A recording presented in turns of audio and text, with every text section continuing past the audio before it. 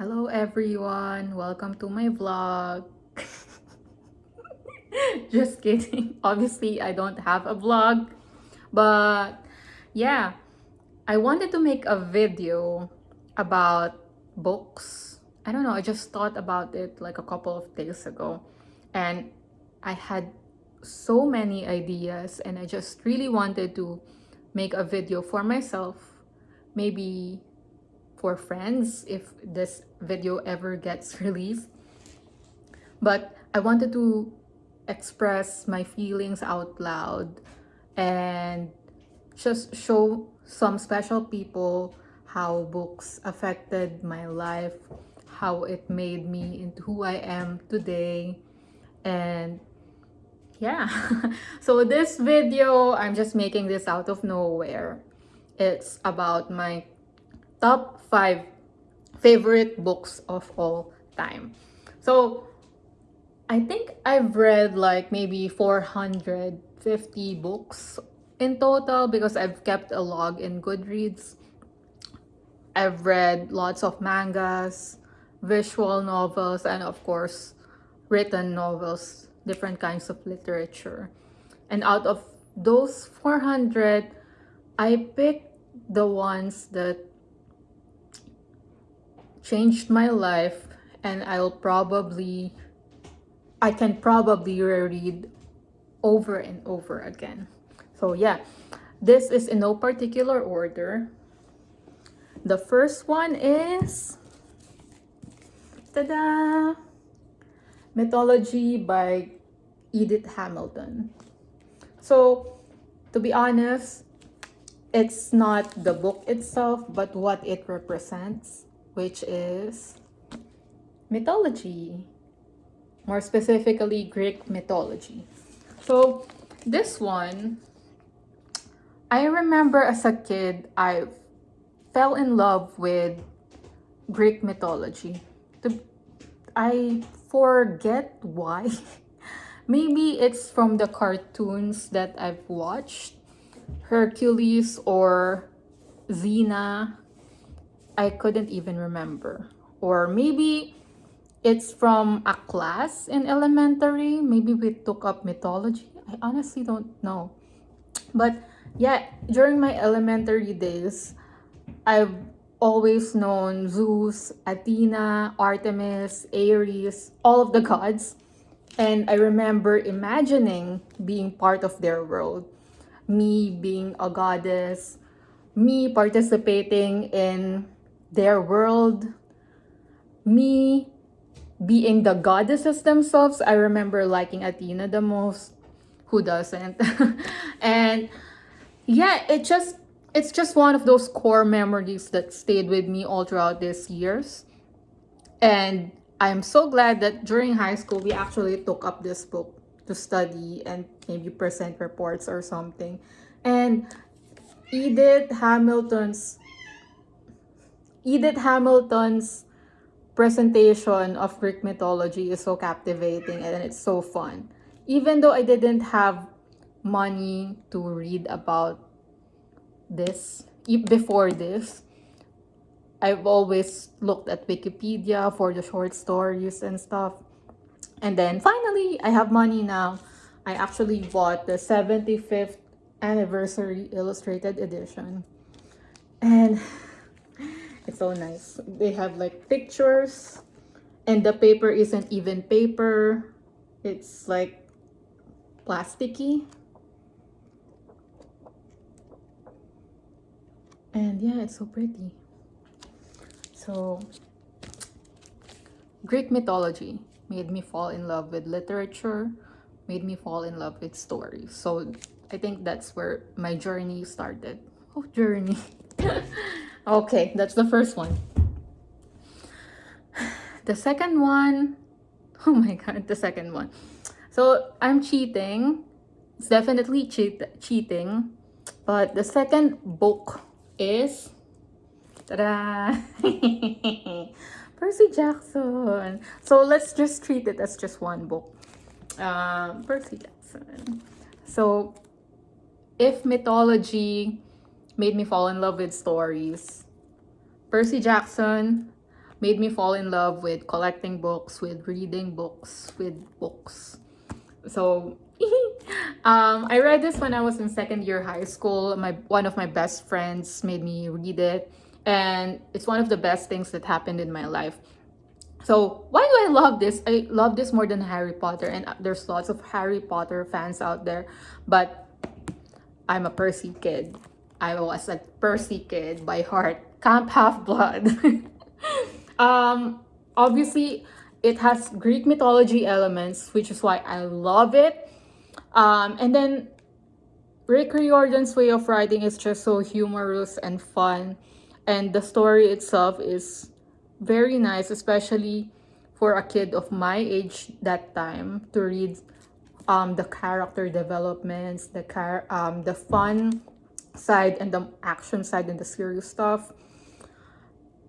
My 13-year-old self was very much entertained, and I think all of my friends fell in love with reading because of Percy, and it will always stay with me. Even my dad probably reread this series, I don't know, 3-4 times during those times. It's such a nice books. It's a nice series, and I'll always be thankful to my friend Bri for introducing me to this one, because definitely made me a bookworm. And yeah, I bought this as a Christmas gift to myself. I have copies in the Philippines, and I have a copy here in the States. Yay. I would have wanted the original version, but it's so difficult to find. So maybe when I go back home to the Philippines, I'm gonna find my old books, old versions. So yeah, second book. All right. Okay. The third one, it is, as an adult, it's like my favorite book of all time. It is War and Peace by Leo Tolstoy. And Leo Tolstoy is my favorite author of all time. Yes, I'm declaring that now. So, where do I even start? War and Peace. So, I honestly don't remember why I picked this book up.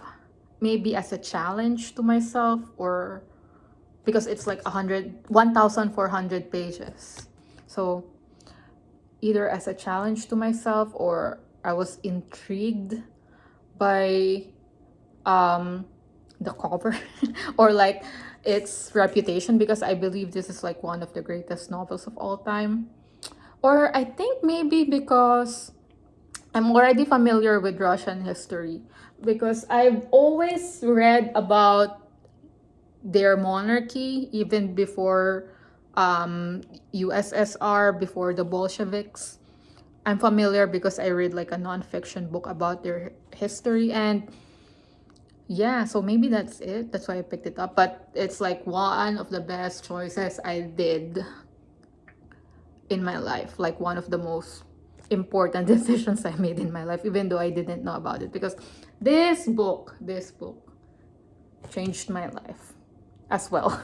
Because if mythology made me fall in love with stories, and Percy made me fall in love with books, War and Peace made me a better person. I hope I'm a better person, but I feel like this book did it. So War and Peace is about Russian aristocrats during the 19th century. It has romance, it has action, because war. It has history, which I love. It also has philosophy, which is why I love it. It has everything. And I remember reading one of the characters' story arcs, and it deeply affected me. As a person who's so introspective, who likes philosophizing herself, who was in her late 20s and going through some stuff, because at our age, who doesn't have their own stuff they're dealing with. And when I read this, it just made me realize what's important, what I want in life, and yeah. And it made me a whole person overall after reading this. And obviously, life isn't perfect. Obviously, we still have like lots of issues we deal with internally, but overall, war and peace. War and peace.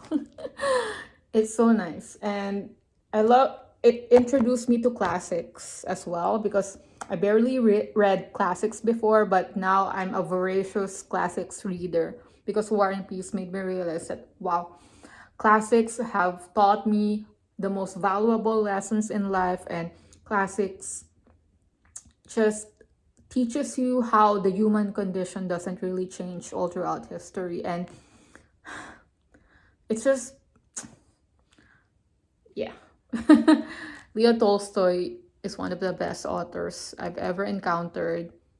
Personally, his writing is very smooth, very beautiful, and the characters that he writes are very interesting, very realistic, very relatable, even though they were from like 100 years ago. Totally recommended. Leo Tolstoy, War and Peace. So that's the third one. I'm probably gonna reread War and Peace next year and try to annotate it as a self project. Even though I have so much in my to be read list.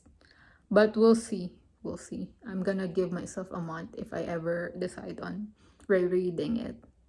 Okay.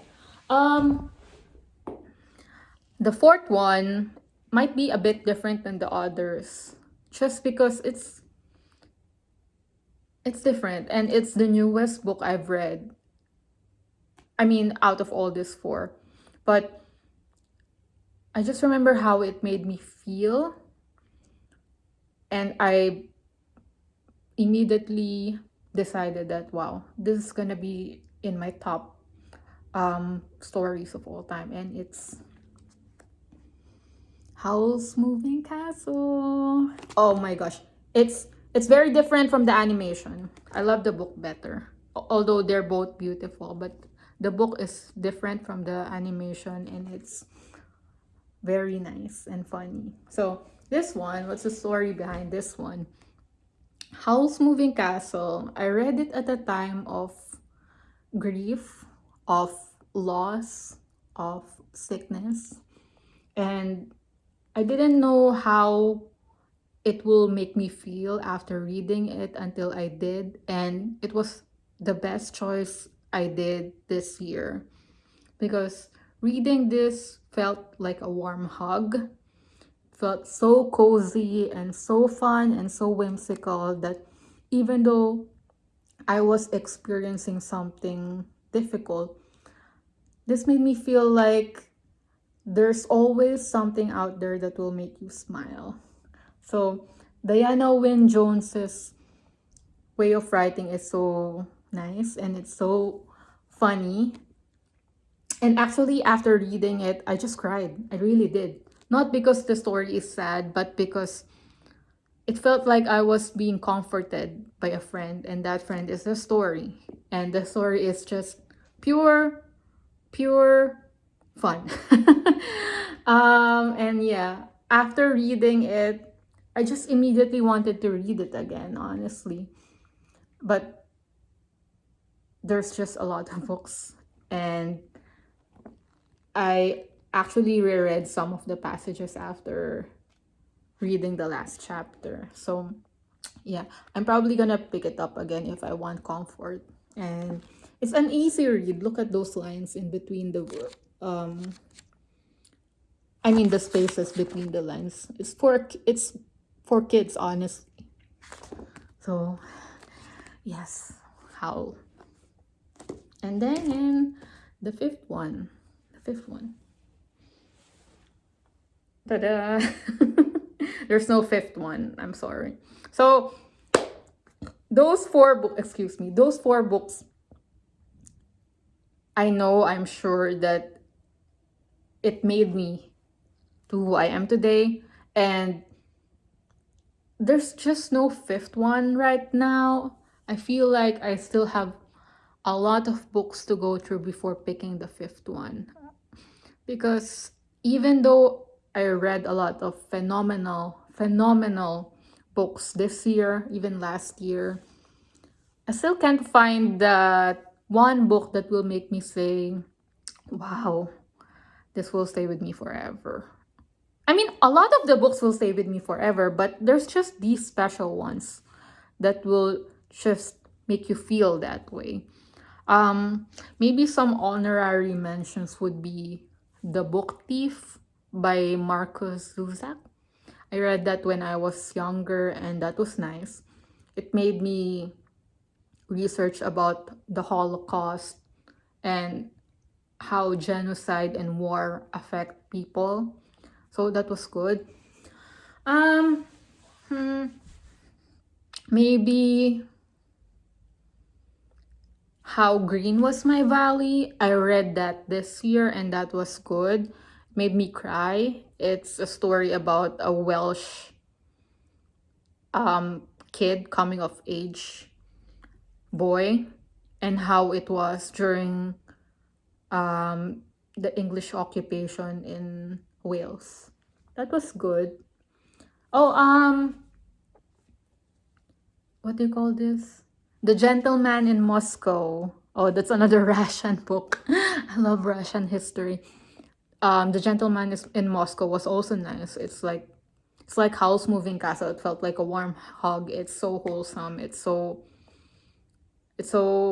fun to read as well. What else?